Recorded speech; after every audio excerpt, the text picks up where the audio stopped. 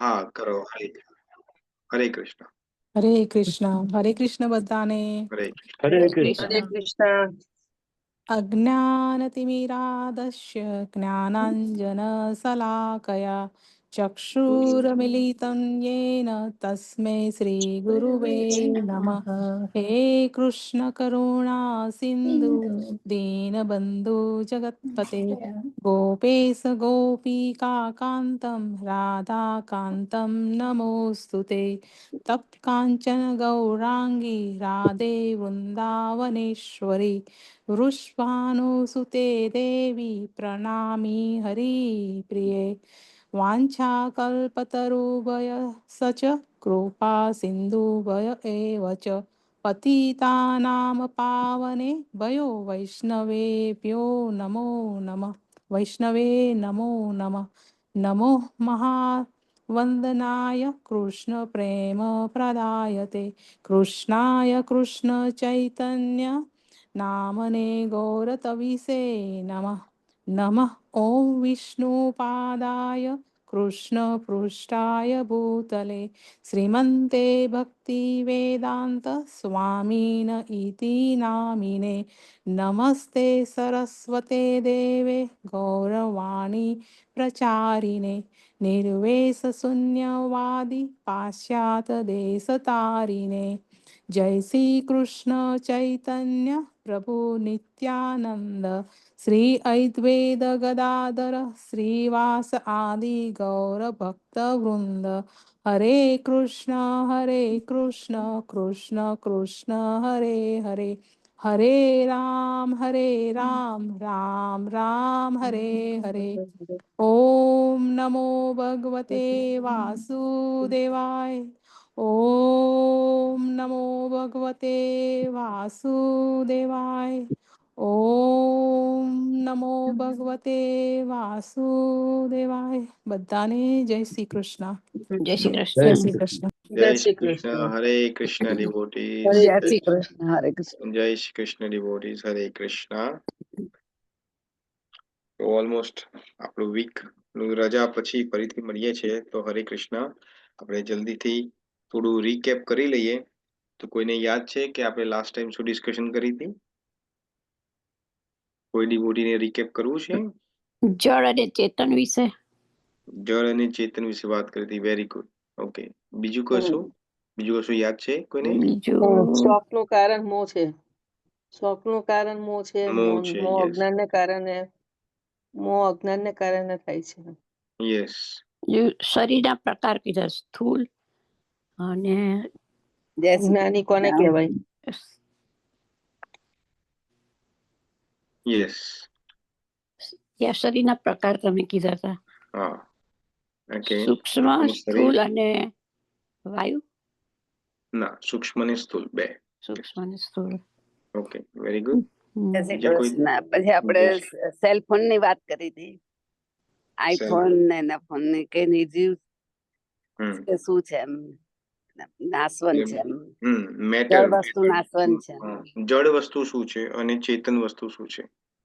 જળ વસ્તુ છે તે બગડી જાય છે, એક્સપાયર ડેટ હોય છે.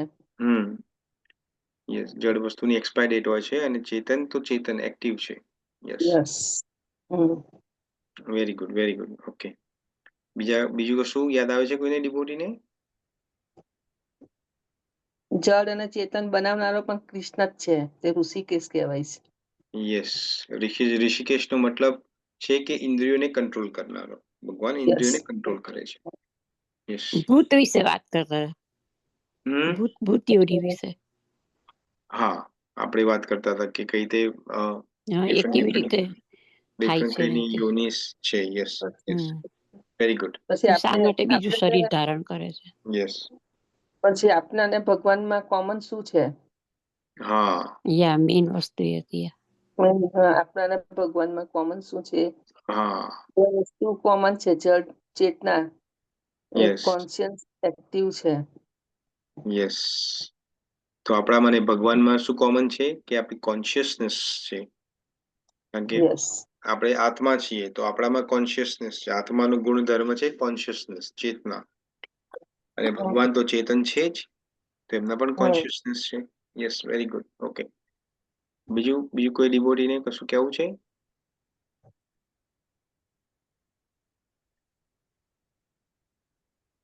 ચેતના એ આત્માનો ગુણધર્મ છે.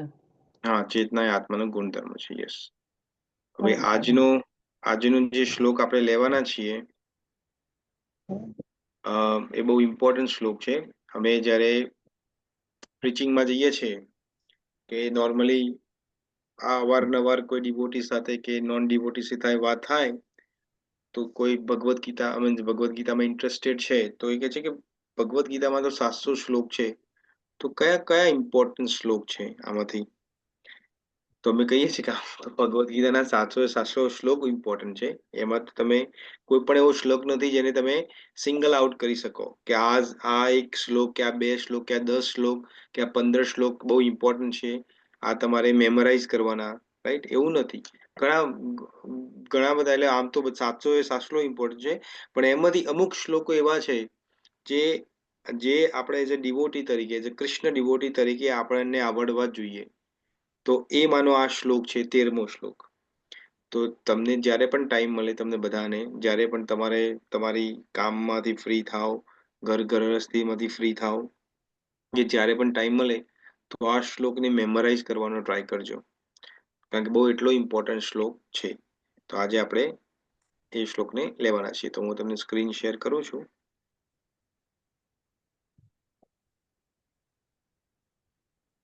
ઓકે, તો શ્લોક ક્રમાંક છે 13મો.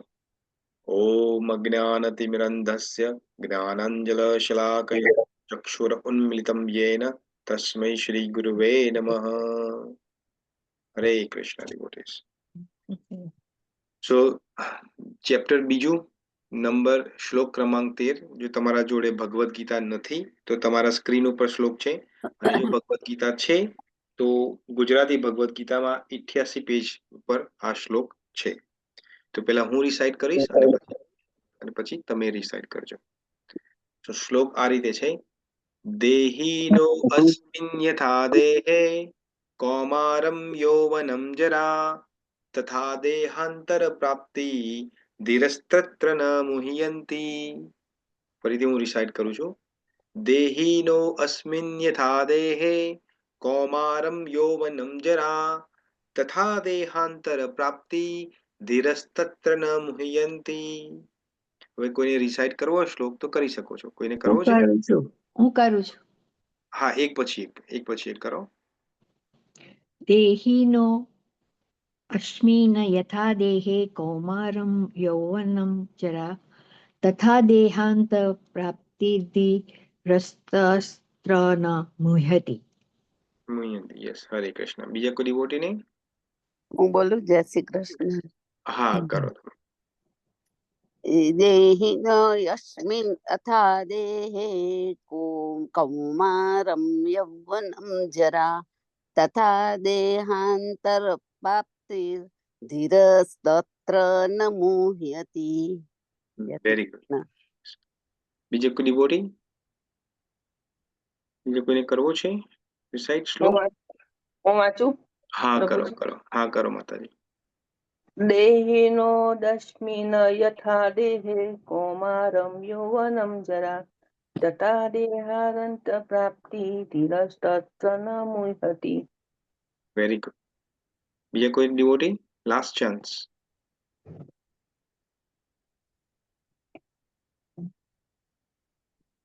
ઓકે, તો હવે આપણે અનુવાદ અને ભાવાર્થ પર જઈશું. તો કોઈને અનુવાદ અને ભાવાર્થ વાંચવો છે? હું વાંચું? હા, તમે વાંચો. હરે કૃષ્ણ. હરે કૃષ્ણ. જય શ્રી કૃષ્ણ. અનુવાદ. જેવી રીતે દેહધારી આત્મા વર્તમાન શરીરમાં કુમાર અવસ્થામાંથી યુવાવસ્થામાં અને પછી વૃદ્ધાવસ્થામાં એમ નિરંતર પસાર થતો રહે છે, તેવી જ રીતે મૃત્યુ પછી આત્મા બીજા શરીરમાં પ્રવેશે છે. ધીર પુરુષ આવા પરિવર્તનથી મૂંઝાતો નથી. ભાવાર્થ. દરેક જીવ વ્યક્તિગત આત્મા હોવાથી તે કોઈક વખતે બાળક તરીકે, કોઈક વખત યુવાન તરીકે અને કોઈક વખત વૃદ્ધ તરીકે એમ ક્ષણે ક્ષણે પોતાનું શરીર બદલતું રહે છે, છતાં ચેતન આત્મા એનો એ જ રહે છે. તેમાં કોઈ પરિવર્તન થતું નથી. આ વ્યક્તિગત આત્મા મૃત્યુ વખતે શરીર બદલે છે અને અન્ય શરીરમાં દેહાંતર કરે છે, અને બીજા જન્મમાં તેને ભૌતિક કે આધ્યાત્મિક એવું અન્ય શરીર ચોક્કસ મળવાનું જ હોવાથી અર્જુનને જેમના મૃત્યુ માટે બહુ ચિંતા હતી તે ભીષ્મ કે દ્રોણ માટે શોક કરવાનું કોઈ કારણ ન હતું, બલકે તેને આનંદિત થવા જેવું હતું કે તેઓ જૂના દેહે બદલીને નવો દેહ ગ્રહણ કરશે અને એ રીતે નવીન શક્તિ પ્રાપ્ત કરશે. શરીરના આવા પરિવર્તનો મનુષ્યને જીવનમાં પોતાના કર્મ અનુસાર પ્રાપ્ત થતા વિવિધ પ્રકારના સુખ ભોગ અને દુઃખ માટે જવાબદાર છે. ભીષ્મ તથા દ્રોણ ઉચ્ચ કોટીના જીવ હોવાથી બીજા જન્મમાં તેમને નિઃસંદેહ દિવ્ય દેહ મળવાના જ હતા, અથવા તો ભૌતિક જીવનના શ્રેષ્ઠ સુખો ભોગવવા માટે સ્વર્ગને અનુરૂપ દેહો મળવાના જ હતા. તેથી બંને પરિસ્થિતિમાં શોક કરવાનું કોઈ કારણ હતું નહીં. જે મનુષ્યને વ્યક્તિગત આત્મા, પરમાત્મા અને ભૌતિક તથા આધ્યાત્મિક પ્રકૃતિનું પૂર્ણ જ્ઞાન હોય છે તે ધીર કહેવાય છે. આવા મનુષ્ય શરીર પરિવર્તન દ્વારા કદાપી વ્યાકુળ થતો નથી. આત્માના એકાત્મવાદના માયાવાદી સિદ્ધાંતને માન્ય કરી શકાય નહીં, કારણ કે ચેતન આત્માનું નાના ટુકડાઓમાં વિખંડન કરી શકાતું નથી. આવા વિખંડથી પરમેશ્વર વિખંડી અથવા પરિવર્તનશીલ થઈ જશે કે જે પરમાત્માના અપરિવર્તનીય હોવાના સિદ્ધાંતની વિરુદ્ધ થશે. ગીતામાં સમર્થન થયું છે તે મુજબ પરમાત્માના નાના ખંડો એટલે કે અંશોનું સનાતન અસ્તિત્વ હોય છે, જેમને ક્ષર કહેવામાં આવે છે. અર્થાત તેઓ ભૌતિક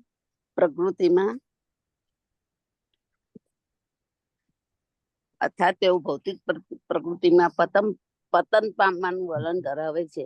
આવા ભિન્ન અંશો નિરંતર ભિન્ન રહે છે અને મુક્ત થયા પછી પણ વ્યક્તિગત આત્મા એવા ભિન્ન અંશ તરીકે રહે છે, પરંતુ એકવાર મુક્ત થયા પછી તે ભગવાનના સહવાસમાં જ્ઞાન અને આનંદ સનાતન જીવન જીવે છે. પરમાત્મા માટે પ્રતિબિંબવાદીનો સિદ્ધાંત પ્રયુક્ત કરી શકાય છે કે પરમાત્મા પ્રત્યેક વ્યક્તિગત શરીરમાં વિદ્યમાન હોય છે અને પરમાત્મા તરીકે ઓળખાય છે. તેઓ વ્યક્તિગત જીવાત્માથી ભિન્ન હોય છે. જ્યારે આકાશનું પ્રતિબિંબ પાણીમાં પડે છે ત્યારે પ્રતિબિંબમાં સૂર્ય અને ચંદ્ર બંને તેમજ તારાઓ પણ હોય છે. તારાઓની સરખામણી જીવો સાથે અને સૂર્ય કે ચંદ્રની સરખામણી પરમેશ્વર સાથે કરી શકાય છે. અર્જુન વ્યક્તિગત અંશ ચેતન આત્માનું અને પુરુષોત્તમ પરમેશ્વર શ્રી કૃષ્ણ પરમ આત્માનું પ્રતિનિધિત્વ કરે છે. ચોથા અધ્યાયની શરૂઆતમાં સ્પષ્ટ છે કે તેઓ બંને એક સમાન કક્ષાના નથી.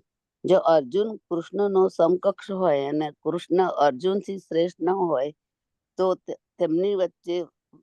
તેમની વચ્ચેનો ઉપદેશક તથા ઉપદેશ ગ્રહણ કરવાનો સંબંધ અર્થહીન થઈ જાય છે. જો આ બંને માયાથી મોહિત થતા હોય તો એકને ઉપદેશક અને બીજાને ઉપદેશ ગ્રહણ કરનાર બનવાની કોઈ જરૂર રહેતી નથી. આવો ઉપદેશ નિરર્થક થશે, કારણ કે માયાની પકડમાં રહેલો કોઈ પણ મનુષ્ય પ્રમાણભૂત ઉપદેશક થઈ શકતો નથી. આવા સંજોગોમાં એવું માનવામાં આવે છે કે ભગવાન કૃષ્ણ પરમ ઈશ્વર છે અને તેઓ માયા દ્વારા મોહિત વિસ્મૃત આત્મા અર્જુન રૂપી જીવથી પદમાં શ્રેષ્ઠ છે. જય શ્રી કૃષ્ણ. જય હરે કૃષ્ણ. બધાને જય શ્રી કૃષ્ણ. જય શ્રી કૃષ્ણ. હરે કૃષ્ણ. હરે કૃષ્ણ. જય શ્રી કૃષ્ણ. થેન્ક યુ કલ્પનાબેન, બહુ સુંદર રીતે તમે વાંચ્યું. હવે આપણે એને આ શ્લોકને સમજીએ અને આપણે આગળ ચર્ચા કરીએ. તો હું શ્લોકને થોડો તમારા સ્ક્રીન ઉપર થોડો એને ઝૂમ કરું છું તો તમને શ્લોક દેખાય. તો શ્લોક આ રીતે છે: દેહીનો અસ્મિન યથા દેહે. તો એનો શું મતલબ થાય? તો દેહીનો કોને કહે છે અહીંયા? તો ભગવાન કૃષ્ણ કહે છે દેહીનો મતલબ છે જે શરીરને ધારણ કરે છે. કોણ શરીરને ધારણ કરે છે? શરીરને કોણ ધારણ કરે છે? આત્મા. યસ. તો અહીંયા દેહીનો નો મતલબ છે આત્માની વાત કરે છે. દેહીનો અસ્મિન, અસ્મિન એટલે આ, દેહીનો અસ્મિન યથા દેહે, એટલે શું કહે છે કે આત્મા જે આત્માની વાત કરે છે કે આત્મા જે છે આ દેહ ધારણ કરે છે. અને શું થાય છે પછી દેહ ધારણ કરીને? આપણે શરીર ધારણ કર્યા પછી શું થાય? કૌમારમ યૌવનમ જરા, એટલે કુમાર અવસ્થા આવે, યૌવન અવસ્થા આવે અને જરા એટલે વૃદ્ધાવસ્થા આવે. પછી શું થાય? તથા દેહાંતર પ્રાપ્તિ, હવે વૃદ્ધાવસ્થા પછી મૃત્યુ આવે, આપણે બધાને ખબર છે. તો શું કે છે? તથા એટલે એના પછી દેહાંતર પ્રાપ્તિ, મૃત્યુ પછી દેહ ટ્રાન્સફર થાય છે, પછી બીજો દેહ મળે છે. શું કે છે? તથા દેહાંતર પ્રાપ્તિ ધીરસ્તત્ર ન મુહ્યંતી. ધીરસ્તત્ર, અહીંયા શબ્દ છે ધીર, એ બહુ ઇમ્પોર્ટન્ટ છે. ધીર એટલે જે શાંત જે છે એ, પણ શાંત શામાં છે? કોઈનો સ્વભાવ શાંત છે એની વાત કરે છે ભગવાન કૃષ્ણ? ના. ધીરનો મતલબ અહીંયા શીલ પ્રભુપાદ શું કહે છે? જે ભૌતિક વસ્તુ શું છે, આધ્યાત્મિક વસ્તુ શું છે અને પ્રકૃતિ શું છે, આ ત્રણને જે સમજે છે એને આપણે જ્ઞાની પણ કીધો છે. જ્ઞાનીને ધીર કીધો છે. તો જે જ્ઞાની છે એ મુહ્યંતી, એ મોહમાં પડતો નથી. તો હવે આપણે સમજીએ આને. નોર્મલી આપણે આ વસ્તુ આજે ચર્ચા જે કરવાના છે એ નોર્મલી તમને બધાને ખબર જ છે. તમે બધાએ આ બધું પહેલા સાંભળેલું જ છે બધું. અને એવું પણ નથી કે કોઈના ઘરમાં કોઈનું મૃત્યુ થયું ના હોય. આપણા બધાના ઘરમાં કોક ના કોક ટાઈમે આપણે કોઈ ફેમિલી મેમ્બર, કોઈ સ્વજનનું મૃત્યુ થયું જ છે. તો જ્યારે બધાનું મૃત્યુ થયું જ છે તો મૃત્યુ સમયે આપણે શું કરીએ છીએ? આપણે મૃત્યુ સમયે આપણે બધા જ રોઈએ છીએ. હવે ડિપેન્ડ તમે તમારો કેટલો સ્ટ્રોંગ તમારો રિલેશન છે વ્યક્તિ સાથે, જેટલો સ્ટ્રોંગ રિલેશન એટલું તમારું રોવાનું વધુ. માની લો કે તમારા કોઈ દૂરના કાકા કે કાકી કે ગમે તે કોઈ બીજા એક્સપાયર થઈ ગયા હોય તો તમને દુઃખ થાય, પણ તમને એટલું બધું દુઃખ ના થાય, કારણ કે એટલું બધું રિલેશન નથી એના જોડે. ફેમિલીમાં દુઃખ છે પણ તમને નથી. પણ એ જ વસ્તુ માન લો કે પોતાના મા બાપ માંથી કોઈ મરી જાય, કે પોતાના છોકરાઓમાંથી કોઈ એક્સપાયર થઈ જાય, કે કોઈ નજીકનું નિકટનું વ્યક્તિ એક્સપાયર થઈ જાય, જે તમે જેને રોજ જોવો છો, જેની જોડે રોજ ડીલિંગ કરો છો, તો આપણું રોવાનું વધી જાય, આપણો શોક વધી જાય. એ ટાઈમે તો રોવાનું આવે જ, પણ ઘણા અઠવાડિયા, મહિના સુધી આપણો શોક લાંબો લંબાતો રહે છે. તો અહીંયા ભગવાન શું કહે છે? તો અહીંયા ભગવાન બહુ સુંદર સમજાવે છે. ભગવાન શું કહે છે? દેહીનો અસ્મિન યથા દેહે. જેમ આપણે લાસ્ટ ટાઈમ વાત કરી હતી કે બે વસ્તુ છે, એક છે જળ તત્વ અને એક છે ચેતન. તો જળ તત્વ જે છે એ પણ લાસ્ટ ટાઈમ જેમ તમે સમજાવ્યું હતું કે એની એક્સપાયર ડેટ લખેલી છે. તો એમ આપણા બોડીની પણ એક એક્સપાયર ડેટ છે. હવે બોડીની એક્સપાયર, જેમ કે એક્ઝામ્પલ, એક તમને સુંદર એક્ઝામ્પલ આપું. માની લો કે તમે કોઈ ગાડી ચલાવો છો, કોઈ નવી ગાડી, માનો આજે તમે નવી કોઈ ગાડી લીધી છે, માની લો કે ટેસ્લા લીધી છે, કે મર્સિડીઝ લીધી છે, કે BMW લીધી, જે પણ તમને યોગ્ય લાગે આપણે મૂકીએ અહીંયા. હવે તમે નવી ગાડી લીધી તમે, તો નવી ગાડી કેવી હોય? શાઇન કરે, બધું ઇન્ટિરિયર ને બધું જોરદાર ટીપટોપ હોય, રાઈટ? પણ એ જે નવી ગાડી લીધી એ ગાડી હંમેશા માટે એઝ ઇટ ઇઝ રહેવાની છે. માની લો કે તમે બહુ એની દેખરેખ કરો છો, બહુ સંભાળ રાખો છો એની, તો એમની એમ રહેશે, ટીપટોપ રહેશે 20 વર્ષ સુધી કે 10 વર્ષ સુધી? ના, નથી રહેવાની. કારણ કે જેમ જેમ તમે એને ચલાવશો, કારણ કે ગાડી તો તમે શોરૂમ માટે મૂકવા માટે લાવ્યા નથી, તમે એનો ઉપયોગ કરવાના છો. તો જેમ જેમ ગાડી તમે ઉપયોગ કરશો એમ એનું મેન્ટેનન્સ ચાલુ થશે. તમારે અમુક માઇલ્સ ચલાવો એટલે તમે અમુક કિલોમીટર ચલાવો એટલે તમારે ઓઇલ ચેન્જ કરવું પડે એની અંદર. પછી અમુક માઇલ્સ કિલોમીટર ચલાવો એટલે તમારે ટાયર્સ ચેન્જ કરવા પડે, રાઈટ? ને ઘણી બધી વસ્તુઓ આવતી હોય છે, ઘણા બધા ફ્લુઇડ આપણે ચેન્જ કરતા હોય છે ગાડીની અંદર. પણ શું એ ગાડી પરમેનન્ટ જ્યાં સુધી તમે મરો ત્યાં સુધી ચાલશે? ના, ગાડીને એ રીતે બનાવી જ નથી ભગવાને. ભગવાને કે મનુષ્ય આપણે બનાવી છે, તો આપણે એ રીતે ગાડી બનાવી જ નથી. કે ઘરમાં કોઈ બીજું પણ વસ્તુ, માનો ફ્રીજ હોય કે બીજું ટીવી હોય, તો એ શું પરમેનન્ટ હંમેશ માટે ચાલે છે? નથી હંમેશ માટે ચાલતું. જ્યારે તમે નવું લાવો છો ત્યારે નવું છે, ત્યારે તમને ગમે છે. હા, ગમે છે તમને એ વખતે, પણ ધીરે ધીરે એનું પછી ડિટોરિએશન થતું જાય છે. એની ઉપયોગ કરવાથી એની લાઈફ લાઈન જે લાઈફ છે એ ઓછી થતી જાય છે. તો આપણું શરીર કેવું છે? આપણું શરીર એક્ઝેક્ટલી સેમ છે. એ જે ગાડી જે વસ્તુથી બનેલી છે એ આપણું શરીર ઓફકોર્સ એ તત્વોથી નથી બનેલું. આપણું શરીર પંચ તત્વોથી બનેલું છે. પણ એ પંચ તત્વોથી જે બનેલું છે, ધરતી છે, જલ છે, વાયુ છે, આકાશ છે, ઈથર બધું છે, રાઈટ? એનાથી બનેલું છે. તો એ પરમેનન્ટ થોડું છે.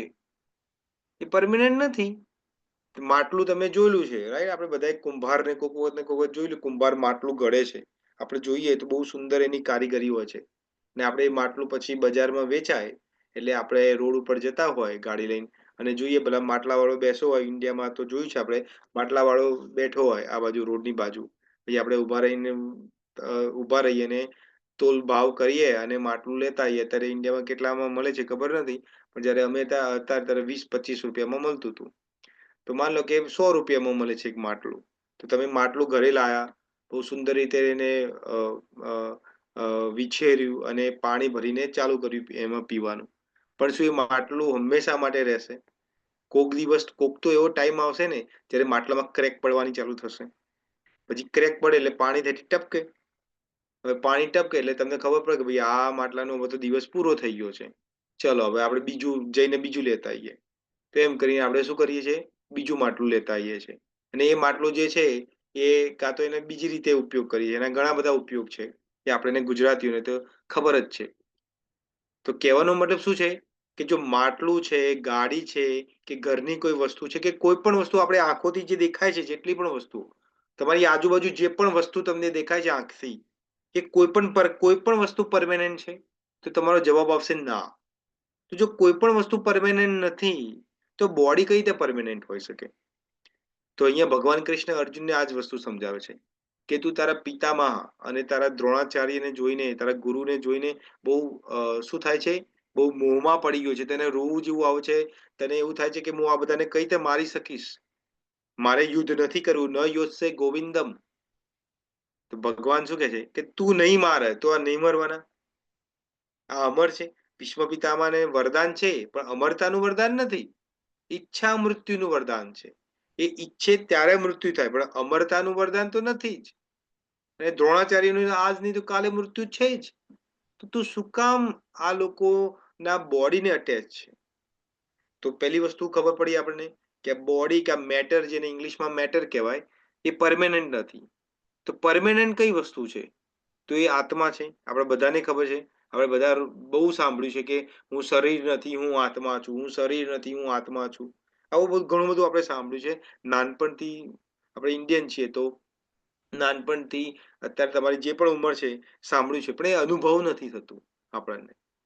આપણે કોઈક તમને કહે કે આ શરીર નથી, આપણે જ્યારે કોઈ મેં હમણાં કીધું કે કોઈ મરી જાય અને તમે કોઈના ફ્યુનરલમાં કે કોઈના બેસણામાં જાઓ તો ત્યાં અમુક લોકો, હવે આજકાલ તો એ ફેશન છે, પહેલા તો એવું કશું હતું નહીં, પણ હવે એવું છે કે જ્યારે તમે એને સ્પેશિયલી અમેરિકામાં કે બહારની કન્ટ્રીમાં ખાસ છે, ત્યારે તમે કોઈના બેસણામાં જાઓ તો નજીકના જે અમુક એના સંબંધીઓ હોય એમને સ્ટેજ ઉપર કે ડાયસ ઉપર બોલાવે અને કે તમે હવે તમારા સાસુ જે ગુજરી ગયા છે એના માટે 2 શબ્દ બોલો.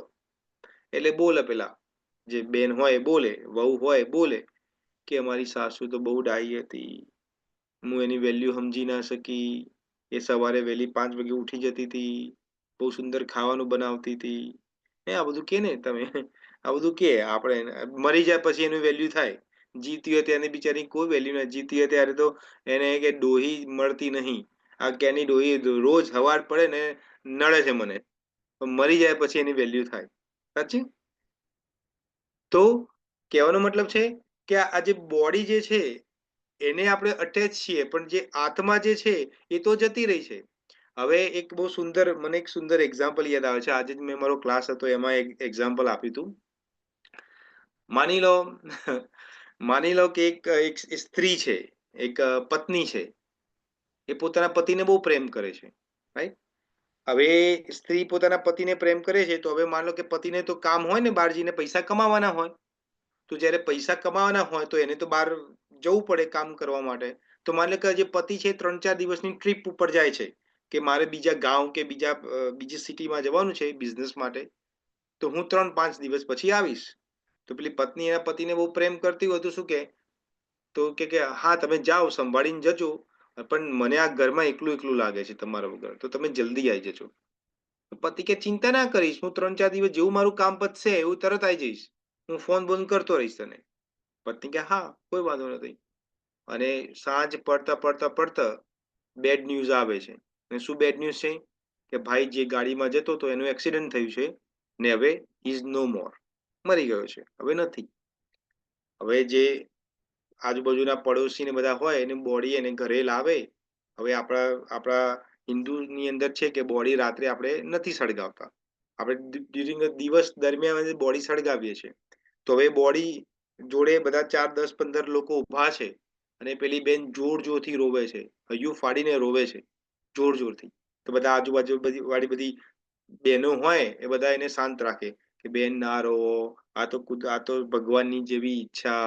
હવે તો આપણે સાંભળીએ છીએ રાઈટ, આપણું આજ બધું કહીએ છીએ ને આપણે પણ, ભગવાનની જેવી ઈચ્છા, એક દિવસ તો બધાને જવાનું જ છે, ભગવાને બિચારાને બહુ નાની ઉંમરમાં લઈ લીધા, પણ કોઈ ચિંતા ના કરો, અમે બેઠા જ છીએ, આજની ખીચડી ને કઢી અમે બનાવીને આપીશું, ચિંતા ના કરો. આ બધું કે ને આપણે કહીએ છીએ, સાંભળીએ જ છે આ બધી વસ્તુઓ, રાઈટ. હવે ધીમે ધીમે હવે એ લોકો જે બધા ભેગા થયા છે એ લોકોને પણ જવાનું છે એના ઘરે. તો માન લો કે રાતના 10-11 વાગે ને ધીમે ધીમે કરીને એક એક પછી જેટલા બધા પડોશીઓ હોય એ બેનને એ બોડી જોડે મૂકીને ચાલવા માંડે. હવે છેલ્લા 1-2 માણસો ઊભા હોય અને કે અમે પણ જઈએ છીએ, હવે અમારે ઘરે જવાનું છે. એટલે જે પેલી બેન જે રોવે છે, જેવી બેન, એ શું કે છે, ના ના ના ના ઉભા રહો. કેમ કેમ શું થયું? કે હું આ બોડી જોડે એકલી ના રહું. કેમ? તો કે રાતે 2 વાગે ઊભો થાય તો થાય ને. તો હવે જે બોડીને પ્રેમ કરતી, જે પતિને પ્રેમ કરતી તે રહી, હવે એ જ બોડીથી એને બીક લાગે છે, એ શરીરથી એને બીક લાગે છે. કેમ? કારણ કે એની અંદર જે રહેલો આત્મા જે છે, જે પરમાત્મા કૃષ્ણ ભગવાન તરીકે રહેલો છે, એ જતો રહ્યો છે. તો કહેવાનો મતલબ શું છે? આ સમજવામાં, આમાંથી શું સમજવાનું છે આપણે? કે કિંમત બોડીની નથી, કિંમત એની અંદર રહેલો આત્માની છે. પણ હવે આપણને આત્મા દેખાતું નથી, આપણને તો બોડી દેખાય છે. હું બોલું છું તો તમને મારો ફેસ દેખાય છે, મારું બોડી દેખાય છે. તો તમે તો મને આઈડેન્ટિફાય કઈ રીતે કરો છો? મારા ફેસથી, મારા આત્માથી થોડો મને આઈડેન્ટિફાય કરો છો. આત્મા તો કોઈને દેખાતું નથી. તો તમારો ક્વેશ્ચન એવું થાય કે પ્રભુ અમને આત્મા તો દેખાતું નથી, તો અમે કઈ રીતે માનીએ કે આત્મા છે ખરો, પણ આત્માને અમે રિલેટ નથી કરી શકતા. આપણે ગુજરાતીમાં કહેતો હું એની જોડે કોઈ સંબંધ બાંધી નથી શકતો, મને રિલેશન નથી ફાવતો એની સાથે, ખબર નથી પડતી કઈ રીતે ટ્રીટ કરીએ આપણે. તો અહીંયા એવું કોઈ છે આપણે ડિવોટી જે પહેલા એનો જવાબ આપે પહેલા હું તમને પૂછું છું ક્વેશ્ચન.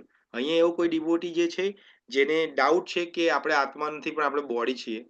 આજે આ ક્વેશ્ચન જો કે મારે પહેલા પૂછવા જેવો હતો પણ તમને અત્યારે પૂછું છું, છે એવું કોઈ ડિવોટી? હોય તો આપણે બોલી શકો છો, અનમ્યુટ કરી શકો છો, નો પ્રોબ્લેમ. કે હું આત્મા નથી પણ હું તો બોડી છું, છે એવું? ના. તમે બધા એવું તો માનો છો કે આપણે બોડી નથી, આત્મા છે, રાઈટ? ઓકે. હવે અહીંયા એક 2-4 હજુ બીજી એનોલોજીસ અહીંયા આપી છે, આપણે સમજીએ અને પછી આપણે અમુક બીજી વસ્તુ ડિટેલમાં સમજીએ. તો હવે એક વસ્તુ તમે બહુ સુંદર વાત છે આ સમજવાની. માન લો કે મને પુરુષનો જન્મ મળ્યો છે, એટલે હું પુરુષ શરીરમાં છું, રાઈટ? અહીંયા માતાજી જ ઘણી બધી છે, તો એમને બહેનોના શરીરમાં જન્મ મળ્યો છે, રાઈટ? તો એવું કેમ? એનું શું કારણ? કેમ ભગવાન મને બહુ પ્રેમ કરે છે એટલે મને પુરુષનો જન્મ આપ્યો છે, અને તમને લોકોને બહુ પ્રેમ નથી કરતા એટલે તમે સ્ત્રીનો જન્મ આપ્યો છે, એ પણ પાછી ઇન્ડિયન સ્ત્રી. કર્મ પ્રમાણે પ્રભુજી. હરે કૃષ્ણ. હરે કૃષ્ણ પ્રભુજી. હરે કૃષ્ણ માતાજી. કર્મ પ્રમાણે જેના જેના યા વેરી ગુડ. હા, એ તો બધું કર્મ પ્રમાણે તો અનડાઉટલી છે ચિન્મય માતાજી, પણ કર્મની આગળ પણ એક બીજી વસ્તુ છે જેના કારણે મને મેલ બોડી મળી છે. અને અત્યારે તો મેલ બોડી મળવી એ પણ ખરાબ વાત જ છે. બધા કાનૂનો મેલ બોડીના ખિલાફ જ છે.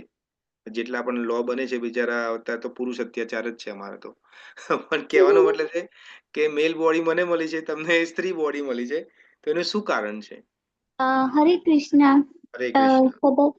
કદાચ એટલે કે કદાચ લાઈક પહેલા જન્મમાં પેલું એમાં કથા આવે છે ને કે એને એનામાં આસક્તિ હોય છે એટલે એ રહ્યું પછી મેન થાય કે ફિમેલ થાય બેઝડ ઓન એના પાસ્ટ લાઈફમાં. હા, yes yes, very good, yes. તો આસક્તિ છે. હવે હું મેલ છું નોર્મલ. હવે આપણે અહીંયા અમેરિકાની વાત નથી કરતા, અહીંયાનું કલ્ચર તો એકદમ જુદું જ છે, તો એની વાત નથી કરતા. પણ નોર્મલી પુરુષ હોય એને સ્ત્રી પ્રત્યે આકર્ષણ હોય અને સ્ત્રી હોય એ પુરુષ પ્રત્યે આકર્ષણ. પણ જરૂરી નથી કે એ એક પ્રકારનું જ આકર્ષણ હોય. જેમ કે પુરુષ હોય તો મારા સંબંધો જે સ્ત્રીઓ છે એ મારી કોઈ બેન પણ હોઈ શકે, મારી પુત્રી પણ હોઈ શકે. એટલે આકર્ષણનો મતલબ છે પોતાનું અટેચમેન્ટ. માની લો કે મારી કોઈ પુત્રી છે, મારી ડોટર છે, તો મને મારા ડોટરમાં પણ એ હોય કે મારી ડોટર છે, આ તો મારી પુત્રી છે. કે તમે માતાજી છો, તો તમને છોકરાઓ, તમારા જે પુત્ર છે એની અંદર તમારું અટેચમેન્ટ હોય. ફોર એક્ઝામ્પલ કે મારો છોકરો છે, તો જેટલું તમારું અટેચમેન્ટ સ્ટ્રોંગ વિપરીત યોનિ તરફ, એટલી વેરી લાઇકલી છે કે તમારો આવતો જન્મ એ યોનિમાં થશે. Very likely. હું તો ભગવાન નથી એટલે હું તમને 100% તો ના કહી શકું, પણ શાસ્ત્રો આપણે વાંચીએ તો શાસ્ત્રોમાં એ પ્રમાણે એનું મતલબ સમજમાં આવે છે. કેમ? કારણ કે ભગવાન કૃષ્ણ શું કહે છે ગીતામાં? આપણે ગીતાનું જ અધ્યયન કરીએ છીએ તો ભગવાન કૃષ્ણ બહુ સુંદર વાત કરે છે ગીતામાં. અને એ શું વાત છે? તો 8મા ચેપ્ટરનો 5મો શ્લોક છે. ત્યાં ભગવાન કહે છે, અંતકાલે ચ મામેવ સ્મરણ મુક્ત્વા કલેવરમ યહ પ્રાપ્તિ સ મદભાવમ યાતિ નાસ્ત્રય સંશય. તો એનો મતલબ શું છે? અંતકાલે એટલે મરવાના ટાઈમે, ચ મામે સ્મરણ મુક્ત્વા કલેવરમ, તમને જેનું યાદ આવે છે. આ કલેવરમ એટલે બોડી, આપણે એને કલેવરને બોડી કહીએ છીએ. તો શું કહે છે કે અંત ટાઈમમાં જ્યારે બોડી છૂટે છે ત્યારે યહ પ્રાપ્ત સ મદભાવ યાત નાસ્ત્રય સંશય. તો એનો મતલબ શું છે કે એનો નેક્સ્ટ જન્મ છે એનો એ નેચર પ્રમાણે થશે. એનો નેક્સ્ટ શ્લોક તમે જુઓ, 8મા ચેપ્ટરનો 6થો શ્લોક તમે જુઓ ભગવદ્ ગીતાનો, તો એ શું કહે છે? યમ યમ વ્યાપી સ્વર્ણ ભાવત તજ્યંતે કલેવરમ તમ તમે વેતિ કોન્તે સદા તદભાવત ભાવિતઃ. અહીંયા ભગવાન કૃષ્ણ સેમ વસ્તુ કહે છે. શું કહે છે?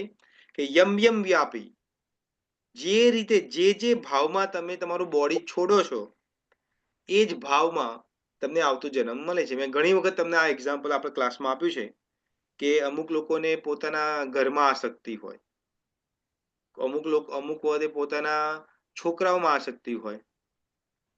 મેં તમને એક કથા બહુ પહેલા કહેલી છે, અહીંયા અમુક ડિવોટીઝને ખબર છે, પણ ફરીથી હું તમને એક કથા કહું છું, બહુ સુંદર, તમને મજા આવશે સાંભળીને. ને આ એવું નથી કે આ કોઈ કથા હું મારા મગજથી મેં કથા બનાવેલી છે. આ શાસ્ત્રોમાં લખેલી કથા છે.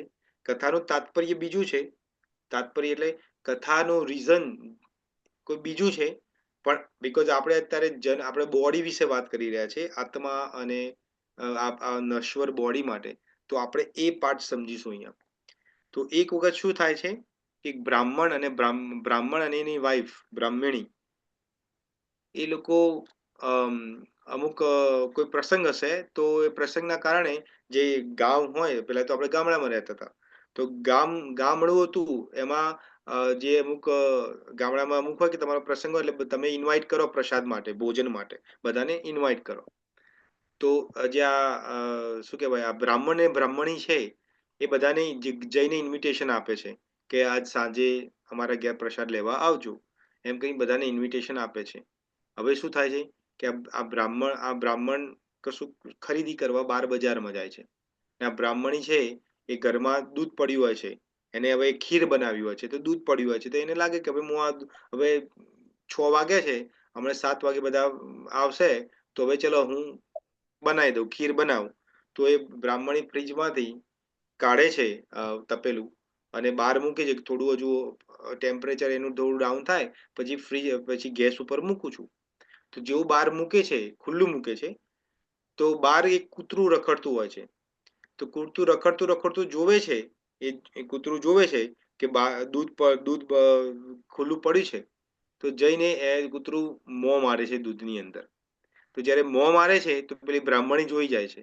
તો બ્રાહ્મણી જોઈ જાય છે તો છૂટું, આપણે તો ઘરમાં શું હોય, કપડા ધોવા માટે નું ધોકો, હા ધોકો, તો ધોકો પડ્યો હોય છે તો છૂટું ધોકો મારે છે, કરતું જતું રહે છે.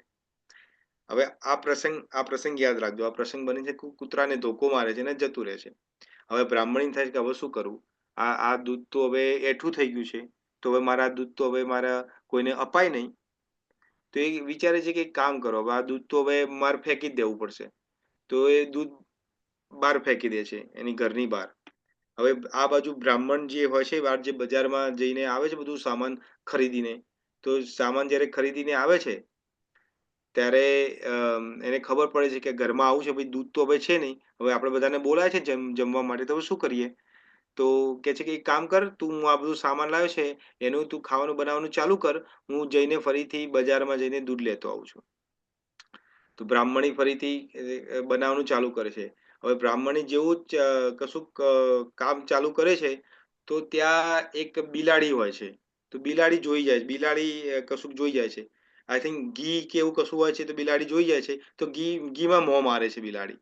તો એ ફરીથી ધોકો લે છે અને ફરીથી બિલાડીને મારે છે કે આ આજે ખબર નહીં કોનું મોં જોયું છે, કે આ કૂતરા બરાબર આજે બધા મને જ હેરાન કરે છે. તો એ બિલાડીને ધોકો મારે છે. તો હવે આ બિલાડી અને કૂતરું એ બંને સંવાદ કરતા હોય છે એમની ભાષામાં. કૂતરું ભાવ ભાવ કરતું હોય છે અને બિલાડી એની ભાષામાં મ્યાઉ મ્યાઉ કરીને વાતો કરતું હોય છે. હવે આ ખબર નથી પડતી કે આ શું વાત કરે છે. આપણે તો ભાવ કરે એટલે આપણને તો એ જ લાગે કે ભાઈ આ કૂતરું તો એની જ ભાષામાં વાત કરવાનું. તો ત્યાંથી કોઈ વિદ્વાન સંત જતા હોય છે. તો વિદ્વાન સંત જતા હોય છે તો એને વિદ્વાન સંતને આ ખબર પડે છે, આ એને સમજણ પડે છે કે આ શું વાત કરે છે. તો એ ભાવને મ્યાઉ મ્યાઉ કરે છે એ બંને, તો એ સાંભળી લે છે તો એ હસે છે, જોર જોરથી હસે છે. તો જે બ્રાહ્મણી જે ઘરમાં હોય છે એ આઈને બહાર જોવે છે કે કોણ આટલું જોર જોરથી હસે છે. તો આઈને જોવે છે કે બહાર સંત કોઈ ઊભા છે ઓરેન્જ ડ્રેસમાં.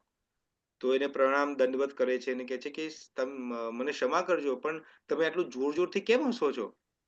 તો કહે છે કે હું એટલે ને તમારા ઉપર નથી હસતો, પણ એકચ્યુઅલી આ કૂતરું ને બિલાડી જે છે ને એના પર હસું છું. તો પેલી જે બ્રાહ્મણી કે હા, કે આ જુઓ ને કે આ સવારના મને હેરાન કરે છે. આ કૂતરાએ પેલા મોં માર્યું, પછી આ બિલાડીએ મોં માર્યું, મારો તો આખો દિવસ એમ ગયો. તો કે છે કે જે સંત છે કે તને ખબર છે કે હું કેમ હસું છું આના પર? કે હા, મને ખબર ના પડી, કેમ હસો છો? કે આ કૂતરું અને બિલાડી સંવાદ કરે છે. કે શું તમને આમની ભાષા ખબર પડે છે? કે હા, ડેફિનેટલી ખબર પડે છે. તો કે શું સંવાદ કરે છે મને જરાક કોને? તો એવું કે છે કે આ પૂર્વ જન્મની અંદર આ જે કૂતરું જે છે એ તમારા સસુર હતા, ને આ જે બિલાડી છે એ પૂર્વ જન્મની અંદર તમારી સાસુ. પૂર્વ જન્મ એટલે એમના પૂર્વ જન્મ એટલે કરન્ટલી એમના સાસુ ને સસરા હતા. એટલે કૂતરાને પૂર્વ જન્મ એટલે આમનું કરંટ સાસુ એ તમારા સાસુ સસરા છે. તો કે શું આ મારા સાસુ સસરા છે? કે હા, આ તમારા સાસુ સસરા છે. તો કે શું વાતો કરે છે? તો સાસુ સસરા શું વાતો કરે છે? પેલો સસરો શું કે છે કે આ જોયું કે મેં આખું જિંદગી અમારા છોકરા માટે કરી કરીને પૈસા ભેગા કરીને થાકી ગયો, મરી ગયો. એક એક પૈસો હું બ્રાહ્મણ છું તો એક એક દાનનો દક્ષિણામાં હું ક્યાંય જગ્યાએ વાપરતો નતો. હું ક્યાંય કોઈને કન્સેશન કે ડિસ્કાઉન્ટ નતો આપતો. ને આજે મારી આ છોકરાની વહુ જે છે એ ખાલી મને દૂધ પણ નથી પાવતી, ધોકો મારે છે. તો પેલી વહુ જે સાસુ જે છે જે એટલે બિલાડી બની છે એ કે તમે શું એની વાત કરો છો? હું તો ખાલી ઘી જોવા ગઈ હતી તો મને ધોકો પડ્યો છે. એટલે કહેવાનો મતલબ શું છે, અહીંયા આપણે શું સમજવાનું છે કે બંનેનું અટેચમેન્ટ શેમાં હતું? એમના છોકરાઓમાં હતું.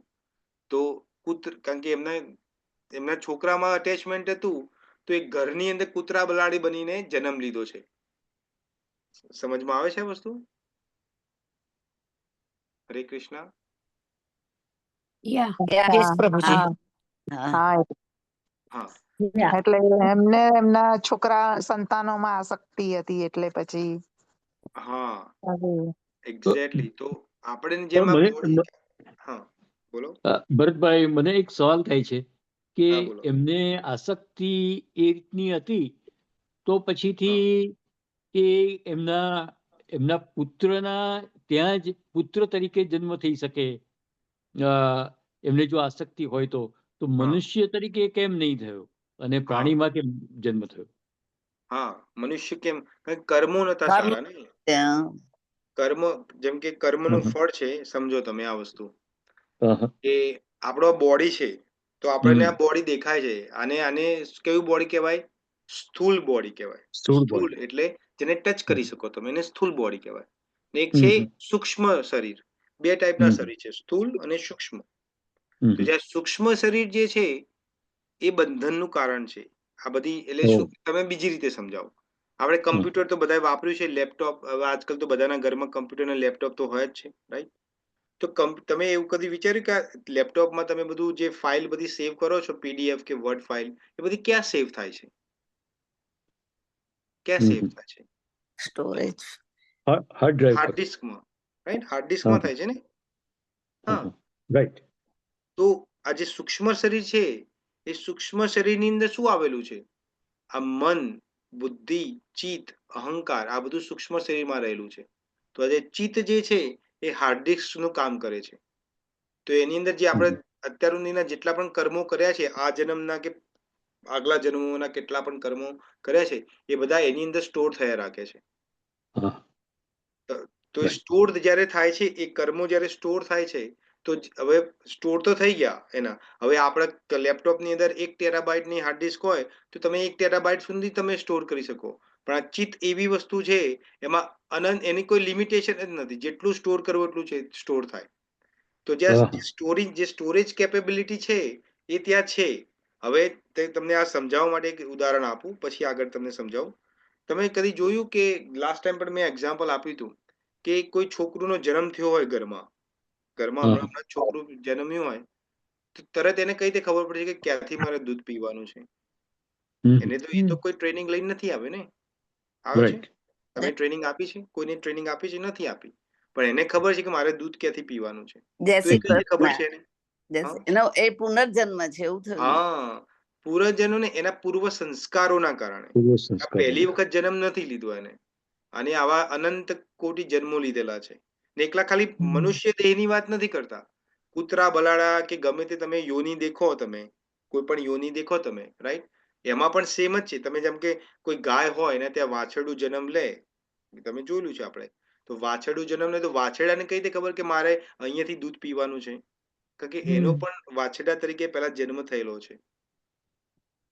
આપણા પણ અનંત કોટી જન્મો થાય. આપણે એવું નથી કે પહેલી વખત મને મનુષ્યનું શરીર ધારણ મળ્યું છે, કે તમને પહેલી વખત મનુષ્યનું શરીર મળ્યું છે. એવું નથી. અનંત ટાઈમ મળ્યું છે. પણ મનુષ્યનું શરીર શું છે? એક જંક્શન છે. જંક્શનનો મતલબ શું છે? કે આપણા ઇન્ડિયામાં રેલવે જંક્શન હોય, રાઈટ? જેમ કે આપણે અમદાવાદની અંદર ગીતા મંદિર બસ સ્ટેશન છે, મને યાદ છે હજુ પણ. તો ગીતા મંદિરથી બધી બસો ઉપડે મહેસાણા જવા માટે, પછી આ બાજુ વડોદરા જવા માટે, બધું ત્યાંથી જ ઉપડે બધી બસો. તો એ જંક્શન છે. એમ મનુષ્ય બોડી પણ જંક્શન છે. અહીંયાથી નક્કી થાય કે હવે તમારે કૂતરા બલાડામાં તમારો આવતો જન્મ થશે, પશુ પક્ષીમાં થશે, કે ઉધ્વલોક તમે કોઈ સેલેસ્ટિયલ બીંગ એટલે દેવતાઓ બનશો, કે ભગવાનના ભક્ત બનશો. એ આ જંક્શન છે મનુષ્ય શરીર. તમે કૂતરા બલાડાના દેહની અંદર તમે ભક્તિ નથી કરી શકતા. એ ભોગ યોની છે તમારી, ઓનલી ભોગ. તમારા કર્મોના ફળ જ ભોગવવા માટે તમને યોની મળી છે. ઇવન દેવતાઓની યોની પણ ભોગ યોની છે, બાય ધ વે. દેવતાઓ પણ ભક્તિ નથી કરી શકતા. ખાલી એક મનુષ્ય એટલે કે છે કે મનુષ્ય શરીર, આપણા કેટલા ઋષિ મુનિઓ અને કેટલા આચાર્યો કઈ કઈ થાકી ગયા કે આ મનુષ્ય શરીર એ બહુ ભાગ્યશાળીને મળે. તો આપણે એવું થાય કે એમાં શું ભાગ્યશાળી? 7-8 અરબની વસ્તી છે, એમાં શું મોટું ભાગ્યશાળી? અમને શરીર મળ્યું, એમાં બીજા બધાને મળ્યું છે. પણ તમે એ જુઓ કે આખા વર્લ્ડની, આખા દુનિયા, વર્લ્ડ નહીં, આખા કોસ્મોલોજીસની અંદર બ્રહ્મલોકથી માંડીને પાતાળ લોક સુધી અનંત કોટી જીવાત્માઓ છે. કોઈ અમુક જેમ કે સુતલ લોક કે એમાં તમે જાઓ તો ત્યાં સર્પો નિવાસ કરે છે. અમુક પાતાળ લોકમાં જાઓ તો ત્યાં દાનવો નિવાસ કરે છે. સ્વર્ગ લોકમાં જાઓ તો ઇન્દ્ર ને બીજા દેવતાઓ નિવાસ કરે છે, રાઈટ? તો આ અનંત કોટી આત્માઓ જે છે, પણ એનું જંક્શન તો આપણે છીએ. પૃથ્વી લોક ઉપર મનુષ્ય છે. એ ડિસાઈડ કરે છે કે નેક્સ્ટ અવતાર ક્યારે થશે આપણો. સમજમાં આવે છે? Yes, yes, thank you.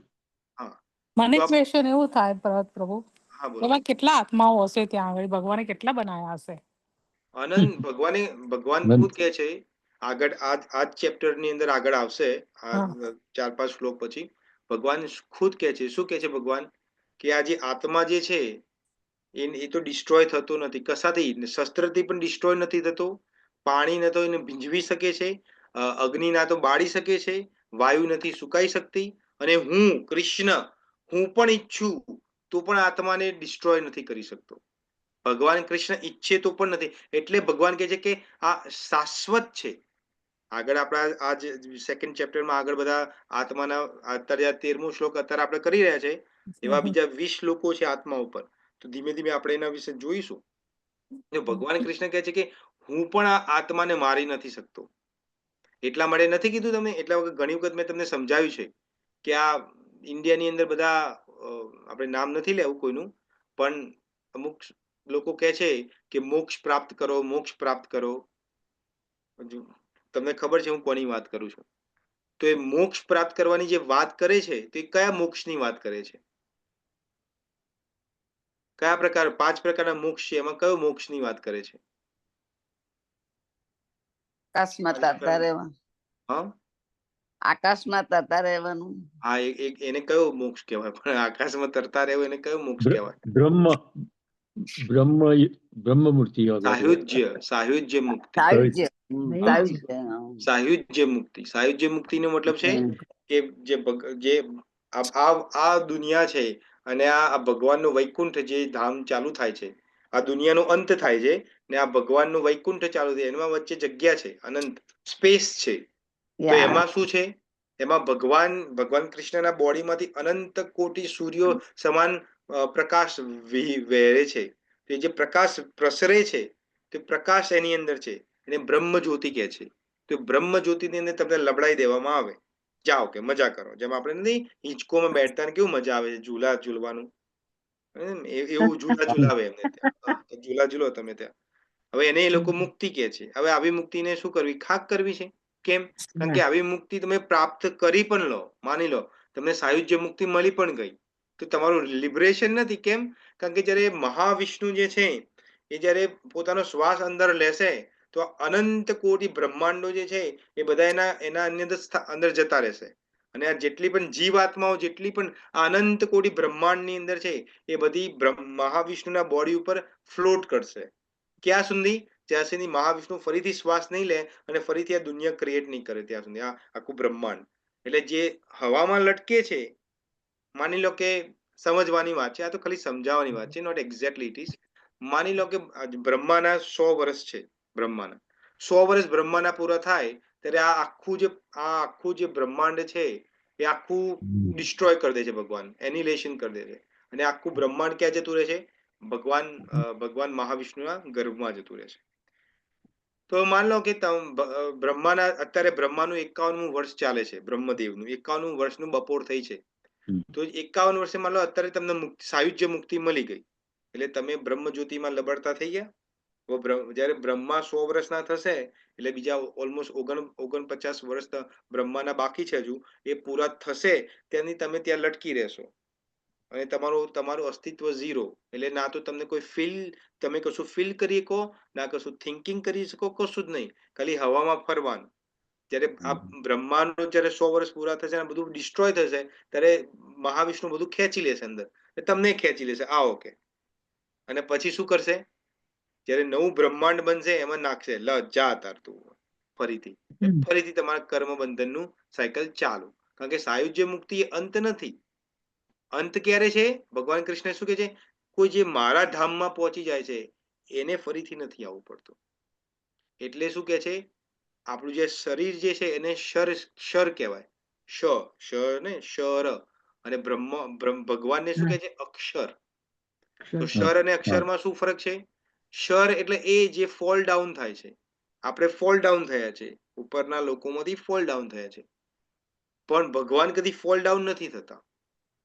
ભગવાન નીચે આવે છે અવતાર લઈને, પણ ભગવાન ફોલ ડાઉન નથી. આપણે તો પતિત થઈ, એટલે કે છે પતિત પાવન. ભગવાન શ્રી રામચંદ્રને આપણે નથી કહેતા પતિત પાવન છો તમે? કેમ પતિત? કે આપણે પતિત છીએ, આપણે ફોલ ડાઉન છીએ. એ તો પાવન કરવા વાળા છે, એ ફોલ ડાઉન નથી. રાઈટ? તો અર્ચેષ્ટિતા માતાજી, તમને જવાબ મળ્યો તમારા પ્રશ્નનો? અર્ચેષ્ટિતા માતાજી. હા પ્રભુ બોલો. તમને જવાબ મળ્યો તમારા પ્રશ્નનો? હા મળ્યો. સોરી. હરે કૃષ્ણ. હરે સો કૃષ્ણ. અહીંયા શીલ પ્રભુપાદ બહુ સુંદર એનોલોજી આપે છે. શની એનોલોજી આપે છે તો વસ્ત્ર બદલવાની એનોલોજી આપે છે. વસ્ત્ર બદલવાની એટલે માન લો કે તમે બજારમાં ગયા ને બ્રાન્ડ ન્યુ નવો શર્ટ ખરીદ્યો, કે માતાજી છે તો બ્રાન્ડ ન્યુ નવું ડ્રેસ કે સાડી ખરીદી, તમે માન લો ને સાડી ખરીદી. હવે તમે આ સાડી કે ડ્રેસ કે તમે શર્ટ ખરીદ્યો, એ ક્યાં સુધી ચાલવાનો? માન લો તમે બહુ કોઈ સ્પેશિયલ ઓકેઝનમાં જ પહેરતા હોય, કોઈના લગ્ન હોય, કોઈની બર્થડે હોય, કે કોઈ રિયલી પ્રસંગ સારો હોય ત્યારે પહેરો અને પછી એને ડ્રાય ક્લીન કરાવીને પાછું તમે કબાટમાં મૂકી દો. પણ શું એ કબાટમાં એ ડ્રાય ક્લીન કરાવીને કબાટમાં મૂકી દો છો તો એ પરમેનન્ટ હંમેશ માટે રહેશે? હંમેશ માટે? કદાચ એવું બને કે તમારા ગયા પછી તમારી વહુ કદાચ પહેરે, બની શકે એવું, બની ને?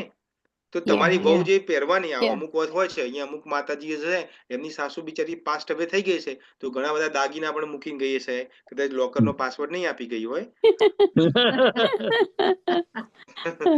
પણ પેલા સાડીઓ તો હશે જ ઘરમાં, રાઈટ? તો સાડીઓ હશે કે બીજું ત્રીજું છે તો એ તો હવે એ તો સંભાળીને એને મૂકી હશે તો એ સાડી તો રહેશે. પણ એવું તો નથી કે જ્યાં સુધી આ મહાવિષ્ણુ જયારે છેલ્લો શ્વાસ લેશે ત્યાં સુધી સાડી રહેવાની છે? નથી રહેવાની. એક દિવસ તો ફાડવાની, એક દિવસ તો ફટવાની જ છે ને. તો અહીંયા શીલ પ્રભુપાદ સુંદર એનોલોજી આપે છે કે આપણું શરીર કેવું છે? આ વસ્ત્ર જેવું છે. અને વસ્ત્ર પરમેનન્ટ નથી, એમ આ બોડી પણ પરમેનન્ટ નથી. જેમ અત્યારે ઘણા બધા અહીંયા સિનિયર ડિવોટીસ છે તો ઓલરેડી એ લોકોને મેડિકલ પ્રોબ્લેમ ચાલુ થઈ ગયા છે. કોઈને ડાયાબિટીસ હશે, કોઈને હાઈ બીપી નો પ્રોબ્લેમ હશે, કોઈને લો બીપી નો પ્રોબ્લેમ હશે, કોઈ વાનો પ્રોબ્લેમ હશે કે બીજા ત્રીજા પ્રોબ્લેમ. બધાને. હા, તો આ પ્રોબ્લેમ જે છે એ બોડીને પ્રોબ્લેમ થાય છે, આત્માને પ્રોબ્લેમ નથી. આત્મા તો બિચારી ફસાઈ ગઈ છે આની અંદર આવીને. કેમ? કારણ કે ઈચ્છાઓ કરી છે, ઈચ્છાઓ કરી છે ભોગવવાની. હવે માન લો કે કોઈ અત્યારે તમે કોઈ વ્યક્તિ અહીંયા હોય જે ખા જ કરતું હોય, એને હવાર પડે એને વિચારે કે શું ખાવું, શું બનાવું, શું ખાવું, શું ખાવું. બપોર હજુ પડી નથી ત્યાં સુધી તો હવાનું હજુ પત્યું પણ નથી, પેટમાં હલ્યું નથી, ત્યારે વિચાર બપોરે શું ખાવું, બપોરે શું બનાવું. બપોરનું અંદર નાખ્યું હોય અને સાંજના 4 વાગ્યા, જો કે આપણે તો ડિવોટી, આપણે તો ચા નથી પીતા, પણ ઇન્ડિયામાં તો ચા પીવે છે, તો વિચારે કે ચા જોડે શું ખાવું. અને હજુ ચા નું હલ્યું પણ ના હોય ત્યારે રાત પડે રાતે શું ખાવું. અને ઊંઘતા પહેલા હજુ ઊંઘ્યો નથી, ઊંઘતા પહેલા પણ હજુ વિચારે મેગી બનાવું, આ પોપકોર્ન ફોડું કે આ ચણા ખાવું. રાઈટ? હોય ને અમુકની બુદ્ધિ જે રીતની હોય છે. તો જે વ્યક્તિની બુદ્ધિ જ આ રીતની છે, એની ક્રિયાકર્મ જ આ વસ્તુનો છે, તો એનો આવતો જન્મ શું થવાનો? એની આવતી બોડી શું મળવાની એને? ભૂંડ. કદાચ એ બની શકે, કાં તો હાથી નહીં મળી શકે કે કોઈ પણ, હા, એવી યોની નહીં મળી જાય. હાથી કેટલું ખાય દિવસનું? 300-400 કિલો ખાય દિવસનું, ખાય છે બધું, એવું નહીં અઠવાડિયું, દિવસનું 300-400 કિલો ખાય. હાથી. હા, હાથી 300-400 કિલો ખાય છે દિવસનું. તો કદાચ આવતો જન્મ તમને હાથી નો મળે. કારણ કે તમારી ઇન્દ્રિયો તમે ખાવામાં જ ઉપયોગ કરો છો. એક જ જગ્યાએ કોન્સન્ટ્રેટ થાય. હા, એક્ઝેક્ટલી. તો જે તમે વસ્તુ વારંવાર કરો છો, જે રિપીટેડલી, એના કારણે તમારા સંસ્કાર ક્રિએટ થાય છે. સંસ્કાર એટલે આપણે ઇમ્પ્રેશન, ઇંગ્લિશમાં કે ઇમ્પ્રેશન, ફૂટપ્રિન્ટ્સ. આપણે તમે દરિયાકાંઠે ગયેલા છો? તમે દરિયાકાંઠે તમે ચાલો, તમે દરિયાકાંઠે કે નદી કિનારે, તો તમારી પ્રિન્ટ્સ પડતી હોય, તમારા પગના નિશાન પડતા હોય છે, ફૂટપ્રિન્ટ્સ. તો આ જે સંસ્કાર, જે ફૂટપ્રિન્ટ્સ જે તમારી જે છે એ તમારા ચિત્ત ઉપર પડે છે. આ સૂક્ષ્મ શરીરમાં બધી ક્રિયા થાય છે, ચિત્તમાં. તો જ્યારે આ ફૂટપ્રિન્ટ્સ પડતી હોય છે તો એ ફૂટપ્રિન્ટ્સ પછી શું થાય? જ્યારે એ ટાઈમ આવે ત્યારે ફ્રુક્ટિફાય થાય. જેમ કે ઘણી વખત હું એક્ઝામ્પલ આપું છું કે તમે આંબો કોઈને વાવ્યો હોય, રાઈટ? માન લો કે અત્યારે મેં આંબો વાવ્યો તો મને વર્ષ પછી કઈ ગોટલા ને બધું નથી મળવાનું. કદાચ મારા દાદા આંબો વાવીને ગયા ત્યારે મને અત્યારે એના ફળ મળે, 20-25 વર્ષ થાય આંબો પાકતા, રાઈટ? તો કર્મનું પણ એવું જ છે. કર્મનું પણ લોજિક એ રીતનું જ છે. અમુક કર્મો હોય એ આપણે જેમ આગળ વધીશું, અને સેકન્ડ ચેપ્ટરના 47માં 48માં શ્લોકમાં આગળ જેમ વધીશું એમ આપણે કર્મની બધી વાત કરીશું. ભગવાન કૃષ્ણના પછી 3જો 4થો અને 5મો અધ્યાય તો કર્મ ઉપર જ છે. તો કર્મની વાત આપણે ડિટેલમાં કરવાના છે. પણ કહેવાનો મતલબ છે કે જ્યારે એ ટાઈમ એ ટાઈમ ઉત્પન્ન થાય ત્યારે એ ફ્રૂટ આપવા માટે તૈયાર થાય કર્મ.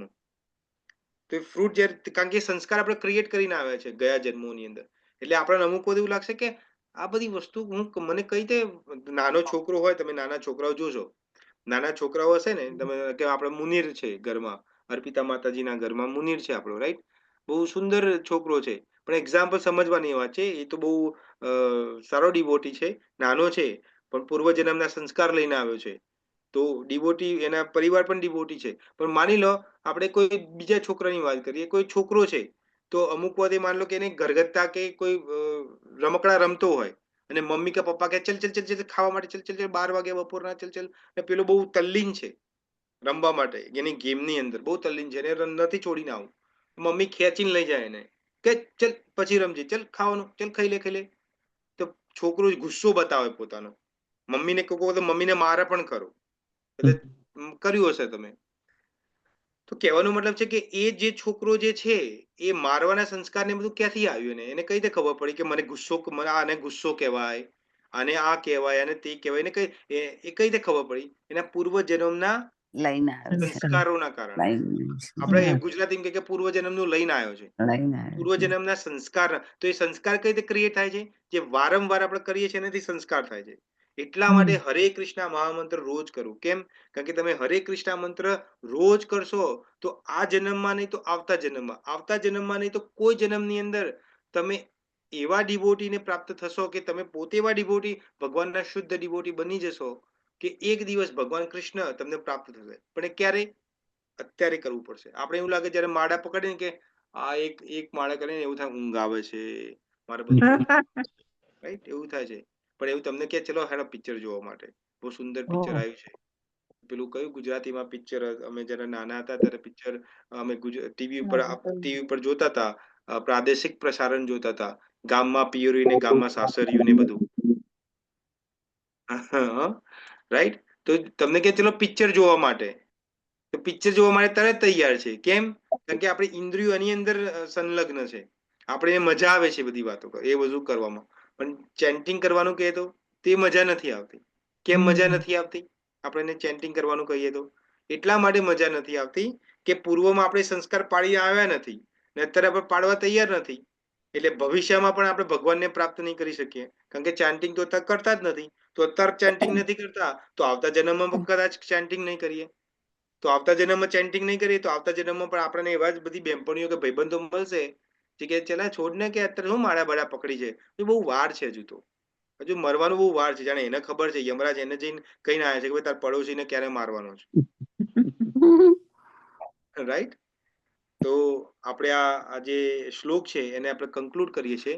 તો એની કન્ક્લુડમાં એટલું છે કે સમજવાનું શું છે, તો 3 વસ્તુ સમજવાની છે.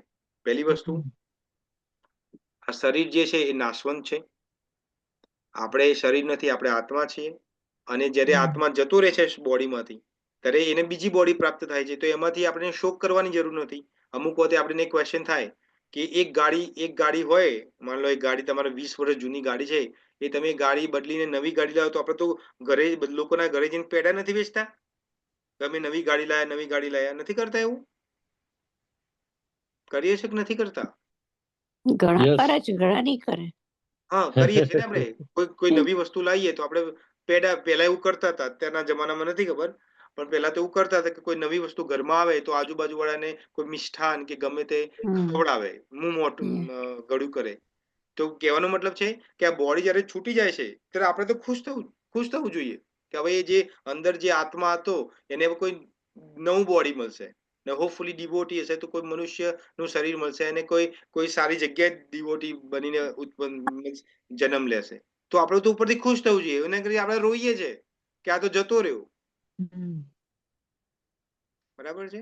હવે કોઈ ડિવોટીને કોઈ ક્વેશ્ચન હોય તો તમે કરી શકો છો. હરે કૃષ્ણ.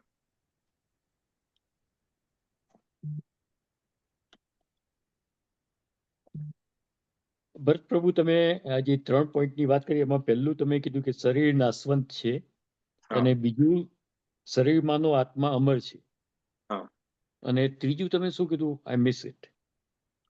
ત્રીજું એ વસ્તુ કીધું મેં તમને કે પેલું શરીર જે નાશવંત છે, બીજું આપણે આત્મા છે, અને જ્યારે બોડી, કારણ કે શરીર જયારે આત્મા નીકળી જાય છે ત્યારે બીજો શરીર દેહ ધારણ કરશે હા, તો હા, આપણે તો ખુશ થવું જોઈએ. અને હા. ચોથો પોઈન્ટ એ છે કે આપણે ધીર બનવું જોઈએ. ધીરનો મતલબ શાંતનો વાત નથી અહીંયા. ધીરનો મતલબ છે કે જ્ઞાની બનવું. જ્ઞાની શું જ્ઞાન હોવું જોઈએ? આ જ્ઞાન હોવું જોઈએ હમ. કે એક દિવસ તો આ બોડી તો ડિસ્ટ્રોય થવાની જ છે, આજ નહીં તો કાલે. તો એમાં દુઃખી બરાબર થવાની છે. જરૂર નથી. એનો ટાઈમ આવ્યો છે, એનો ટાઈમ પૂરો થઈ ગયો છે, એક્સપાયરી ડેટ થઈ ગઈ છે, એની પૂરી છે. જેમ મેં તમને ઘણા બધા એક્ઝામ્પલ આપ્યા એક્સપાયરી ડેટના. જેમ કે દૂધ આપણે લાવીએ છીએ વોલમાર્ટ કે ક્રોગર માંથી કે બીજા ત્રીજા જગ્યાથી દૂધ લાવીએ છીએ, તો દૂધ ઉપર એક એક્સપાયરી ડેટ લખી હોય છે કે આજે જેમ કે આજે 10મી તારીખ છે, તો માની લો કે 13મી તારીખ લખી હોય કે 14મી તારીખ ઓગસ્ટ લખ્યું હોય, તો આપણે એ દૂધને છેક એન્ડ ઓફ ડિસેમ્બર સુધી કે જાન્યુઆરી સુધી બચાવીને રાખીએ છીએ કે આજે હું ક્રોગરમાંથી દૂધ લાવ્યો તો બચે ના, એની એક્સપાયરી ડેટ થાય તો વાપરી ન હોય તો ફેંકી દઈએ છીએ આપણે. બરાબર. તો સિમિલરલી આ જે આત્મા જે આ દેહ ધારણ કર્યો છે એને એક દિવસ તો છોડીને જવાનું છે અને બીજી બોડી ધારણ કરવાની જ છે. તો એમાં રોવાનું શું? એમાં શોક શું કરવાનું? એટલે ભગવાન કે છે ધીરસ્તંત્ર ન મુહ્યંતિ. જે ધીર છે, જે જ્ઞાની છે, એ શોક નથી કરતો. કારણ કે એને ખબર છે આ તો પ્રોસેસ છે. બરાબર. બરાબર છે. Thank you sir. હરે કૃષ્ણ. બીજા કોઈનો કોઈ ક્વેશ્ચન છે? કોઈનો કોઈ રિફ્લેક્શન છે? તમારે કશું કહેવું છે તો તમે કહી શકો છો. હરે કૃષ્ણ. હરે કૃષ્ણ પ્રભુજી, ભાવગ્રાહી પ્રભુને ક્વેશ્ચન છે. હા, ભાવગ્રાહી પ્રભુ. હરે કૃષ્ણ. હરે કૃષ્ણ પ્રભુજી. કોટી કોટી પ્રણામ પ્રભુજી. કોટી કોટી પ્રણામ પ્રભુ. તમે જે એક્ઝામ્પલ આપ્યો રાઈટ, પેલા કૂતરાનો અને બિલાડીનો, હા, અને એ કે તમારા સાસુ સસરા હતા પ્રીવિયસ બર્થમાં, રાઈટ, અને એમની આસક્તિ છોકરામાં હતી કે ભાઈ છોકરા માટે કર્યું, એને કોઈ પુણ્ય કર્મ ના કર્યું કે બ્રાહ્મણ સેવા કે વૈષ્ણવ સેવા ના કરી, right. So that's why they had to take a birth of બિલાડી. So does it still apply for non-living things like business માં તમારી આસક્તિ હોય, ઘરમાં હોય, ગાડીમાં, does it apply for that same too? Everything પ્રભુ, એવરીથિંગ. ભગવાન અહીંયા કોઈને કેટેગરાઇઝ નથી કરતા કે આ વસ્તુ ડિવોટીને પણ અપ્લાય થાય છે. બાય ધ વે, અમુક વખત આપણે એવું થાય કે મેં કંઠી ધારણ કરી લીધી, મારી વાત કરું છું પ્રભુ, તમારી નથી વાત કરતો, મારી વાત કરું છું. મેં કંઠી ધારણ કરી લીધી, મેં તિલક કરવાનું ચાલુ કર્યું, તો હવે મારો મુક્તિ પાકી છે? જરૂરી નથી. કારણ કે રિયલ ભક્તિ કોને કહેવાય છે? તો આગળના શાસ્ત્રોમાં કહે છે ને, આગળ ગીતામાં આપણે જ્યારે 12th ચેપ્ટર નું ડિસ્કશન કરીશું, ડિવોશનલ સર્વિસ, એની અંદર ભગવાન કૃષ્ણ કહે છે કે રિયલ ભક્તિ કઈ છે? તો ભક્તિનો મતલબ છે કે તમારું અટેચમેન્ટ ઓછું થતું જાય છે. અને એક દિવસ એવું આવે કે દુનિયા બહાર તમને એવું બધું તમે દેખાડો કરો. માન લો કે હવે મારા ઘરમાં કોઈ એક્સપાયર થઈ જાય અને હું ના રોતો હોઉં તો લોકો કે કેટલો નિષ્ઠુર છે આ તો, કે ને કોઈ કેટલો નિષ્ઠુર છે આ તો. પણ એવું નથી, બહાર તમે રોતા હોય પણ અંદરથી ખબર છે કે આ તો દેહ છે, આને તો આજ નહીં તો કાલ જવાનું જ છે. ઓકે, પ્રાર્થના કરીએ કે ભગવાન આને સદગતિ આપે, અને કોઈ આવતા જન્મમાં હવે એને નેક્સ્ટ જન્મ ડિવોટી બનાવે, તારું ધામ પ્રાપ્ત કરાવે. અમુક લોકો તો શું કે અને સ્વર્ગ પ્રાપ્ત કરાવે. એટલે સ્વર્ગમાં જઈને શું ફાયદો છે? પાછું આવવાનું છે. ક્ષીણે પુણ્ય મર્ત લોકે, ભગવાન કૃષ્ણ કહે છે ગીતામાં. તમારું પુણ્ય ખાલી ડેબિટ કાર્ડમાં પૈસા હશે એટલે વાપરીને પછી પાછા આવવાના, તો સ્વર્ગમાં નથી જવાનું. તો પ્રભુજી, તમે જે ક્વેશ્ચન કર્યો બરોબર, કે તમારી આસક્તિ તમારા બિઝનેસમાં હોય કે બીજા ત્રીજામાં હોય, તો તમે એ જગ્યાએ કે એના જે પણ કન્ડિશન્સ હશે, કન્ડિશન અપ્લાય, એ જગ્યાએ એ પ્રમાણે તમારા નેક્સ્ટ જન્મ થશે. Okay. Does that answer, પ્રભુ? Okay. So what is the best way to get out of that આસક્તિ? ઘરમાં ને એમાં જે આસક્તિ હોય, આઉટ થવું હોય તો what is the best way? પ્રભુ, આસક્તિ કેમ થાય છે પેલા એ સમજો. મેં લાસ્ટ સેશનમાં સમજાવ્યું હતું. આસક્તિ થવાનું મૂળ કારણ શું છે? અજ્ઞાન છે. ને અજ્ઞાન શેનું છે? આપણે બધા કહીએ છીએ કે અજ્ઞાન, પણ અજ્ઞાન શું છે? વોટ ઇઝ અજ્ઞાન? We don't know that we are this body, we are soul. We think that we are this body. A basic છે, એ બેઝિક નોલેજ છે, એને જ્ઞાન કહેવાય છે. અનડાઉટલી સાચું જ છે. એમાં કશું આપણે ભગવદ્ ગીતાનું અધ્યયન એટલા માટે જ કરીએ છીએ પ્રભુજી. કેમ કરીએ છીએ? કે ભગવાન કૃષ્ણે ભગવદ્ ગીતામાં 5 વિષયો પર વાત કરી છે. તો પહેલી વસ્તુ શું છે? કે ઈશ્વર કોણ છે ને કેવો છે. પછી જીવાત્મા, જે અત્યારે આપણે આ શ્લોકનું જે આપણે અધ્યયન કર્યું 13મા શ્લોકનું, એ બીજા કેટેગરીમાં આવે છે, જીવાત્મા વિશે. પછી ત્રીજું શું છે? પ્રકૃતિ શું છે? તો આ જે મેટર જે છે, આ બધું બનેલું જે છે મેટર, મયા દક્ષિણ પ્રકૃતિ સુયતે સચરાચર, ભગવાન કહે છે. તો આ બધું જેટલું પણ આપણા આંખથી જે બધું દેખાય છે એ પ્રકૃતિ છે, તો એ પણ નાશવંત છે. પછી ચોથું શું છે? તો કાલ એટલે સમય.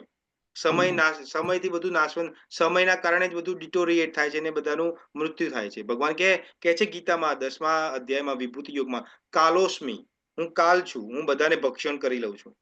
અને 5મું શું છે? કર્મ. તો ડિટેચમેન્ટને દૂર કરવા માટેનું મેઇન સાધન તો છે આપણા માટે હરે કૃષ્ણ મહામંત્ર.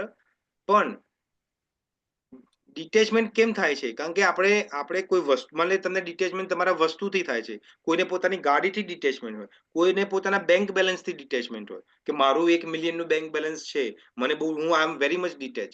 કે કોઈને માન લો કે પોતાના ઘરના પરિવાર મેમ્બરો સાથે ડિટેચમેન્ટ હોય, પતિ પત્ની હોય, છોકરા હોય કે ગમે તે વોટસો એવર, રાઈટ? તો આપણે પહેલા તો એ જોયું કે ડિટેચમેન્ટનું કારણ શું છે, મીન્સ ડિટેચમેન્ટ કોની તરફ છે, કારણ તો બાજુમાં, કોની તરફ છે અને વધુ કોની તરફ છે. હવે માન લો કે તમને તમારા બેંક બેલેન્સમાં ડિટેચમેન્ટ છે, એક્ઝામ્પલ, આ તો સમજવા માટે. તો બેંક બેલેન્સ જે છે એ હંમેશા માટે તો એઝ ઇટ ઇઝ નથી રહેવાનું.